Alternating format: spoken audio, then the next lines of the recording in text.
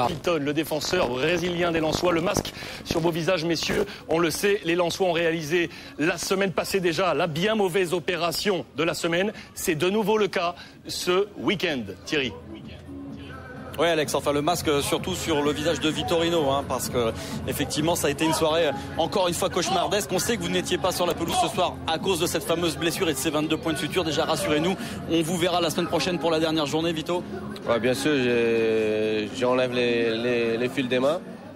Je pense que je pourrai jouer samedi prochain. Voilà, soirée encore cauchemardesque ici à Lille. On va découvrir tout de suite, si vous le voulez bien, les images de ce résumé de cette rencontre avec une équipe lensoise qui une fois encore était plutôt bien. Aujourd'hui on voit les premières images fortes avec le maillot sang et or arboré par Daniel Leclerc, fier d'être lensois, avec des lensois impliqués et qui se montrent les premiers en action dans cette première période. La première frappe, elle est l'œuvre de l'homme, je dirais, symbole de cette équipe lensoise, Yoann Demont, un des seuls vrais nordistes aligné ce soir par Daniel Leclerc dans le couloir droit de cette équipe lensoise. Lens qui va se faire prendre une première fois en contre par les Lillois. Kevin Miralas qui est à la récupération sur cette occasion pour le LOSC qui croise trop sa frappe. Kevin Miralas, celui qui a été meilleur buteur de cette équipe lilloise ces dernières semaines, se signale. Une équipe lilloise qui procède en contre, parce que pour l'instant on voit très bien cette équipe lensoise qui a le monopole du ballon. Superbe 1-2 avec le ballon en retrait, ça va revenir sur la volée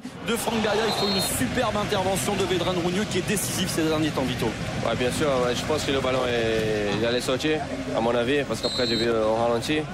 Mais bon, c'est une belle action de les attaquants de Lillois. Mais bon, là je pense que c'est le but. On se fait éliminer, on est deux sur le ballon. Après il s'est bien joué aussi. Et le ballon en retrait pour Yoann Cabaye, l'homme providentiel de cette équipe lilloise, l'homme de cette deuxième partie de saison, nominé dans les meilleurs espoirs français à la cérémonie des trophées du football demain soir. Yoann Cabaye qui permet au LOSC d'ouvrir la marque. On joue depuis 37 minutes et c'est un petit peu contre le cours du jeu, parce qu'on a vu une équipe lensoise conquérante et qui savait tenir le ballon jusqu'ici. Ouais, oui, là on était bien dans le match, mais c'est le but là, je pense qu'il nous fait un peu mal, parce que juste avant la mi-temps on prend un but comme ça, puis on était bien dans la première mi-temps. Après on revient avec un changement avec Philo pour essayer de pousser pour essayer d'égaliser. Ouais, voilà, Touafilou Maolida qui entre en lieu et place de Fabien Laurenti. On sort un défenseur pour entrer un attaquant. On va donc jouer à 2 points de côté lensois, Touafilou Maolida et Loïc Rémy. Loïc Rémy qu'on va retrouver pour Touafilou Maolida. Ça passe juste au-dessus des buts de Grégory Maliki. Est-ce que sur ce que l'on voit sur la première période et sur cette entame de seconde période, c'est pas un petit peu tout le résumé de la saison lensoise que l'on trouve ici, avec une équipe qui tient bien le ballon mais qui finalement se fait prendre en compte et qui paye, surtout cache ses moindres erreurs? Ouais, oui, c'est ça. Je pense que c'est la saison qu'on est en train de vivre, ce moment. Des fois on domine le match, tout, et puis on a des bonnes actions, et puis derrière comme ici avec Pierre-Alain Fro qui était entré en jeu. Il est bien servi par Ludovic Obraniak, et c'est lui qui vient tromper pour la deuxième fois de la soirée Vedran Rougneux, le portier lensois, qui ne peut qu'effleurer ce ballon. Et cette tête de Pierre-Alain Fro qui marque là son 3e but de la saison. C'est son 2e pour Lens, lui qui avait marqué en début de saison contre Lille justement avec le Paris Saint-Germain. Tête parfaite de Pierre-Alain Fro qui n'est pas en position de hors-jeu. Mais une fois encore on a vu les Lensois mettre sur le terrain, se faire prendre en contre par une équipe lilloise. C'est vraiment tout le symbole de cette saison noire pour les Lensois. Les Lensois qui cependant n'abdiquent pas, Vito. On les voit là carrément sur le coup d'envoi de cette action, avec Touafilou Maolida qui est fauché par Grégory Maliki. On est quasiment dans la continuité du but pour l'engagement et le penalty sifflé par Stéphane Bray.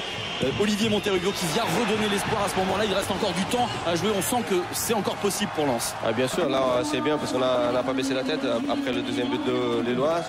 Là on a poussé, il y a Touafilou qui rentre dans la surface et il se fait accrocher à un penalty. Et là on continue de pousser pour essayer d'égaliser, et puis Olivier frappe et le gardien fait un bon arrêt. Alors on vous voit ici assis à côté de Gervais Martel, le président lensois. On sait que ça a été dur pour tout le monde ce soir. Comment a vécu cette soirée votre président? On l'a senti encore plus marqué que d'habitude. Comment il l'a vécu cette soirée?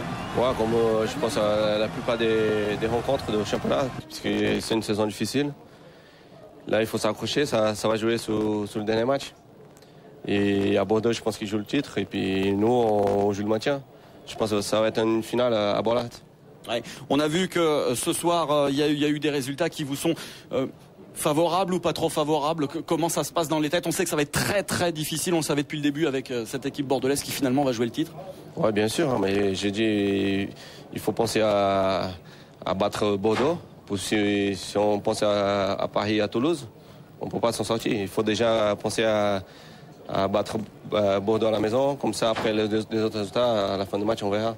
Qu'est-ce qui prévaut dans vos têtes en ce moment, Vilto, quand on fait le résumé de cette saison, même s'il reste encore une journée, on va jouer toute une saison sur un match face à Bordeaux. Qu'est-ce qu'il y a dans votre esprit à ce moment-là? Surtout beaucoup de frustration, de déception ou le sentiment d'un énorme gâchis?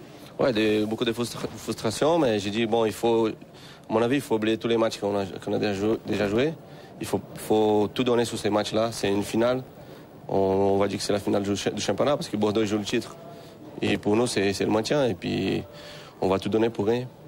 Voilà, on vous souhaite bon courage. Il faudra tout oublier, mais pas le contenu de cette rencontre, parce que si Lens s'est incliné ce soir au Stadium Nord de Villeneuve-d'Ascq face à Lille, qui au passage fait une très très belle opération, il ne faut pas oublier le contenu, parce que Lens, encore une fois, a été plutôt bon dans le jeu et ça laisse de l'espoir, même si ce ne sera pas facile, Alex, face à Bordeaux la semaine prochaine.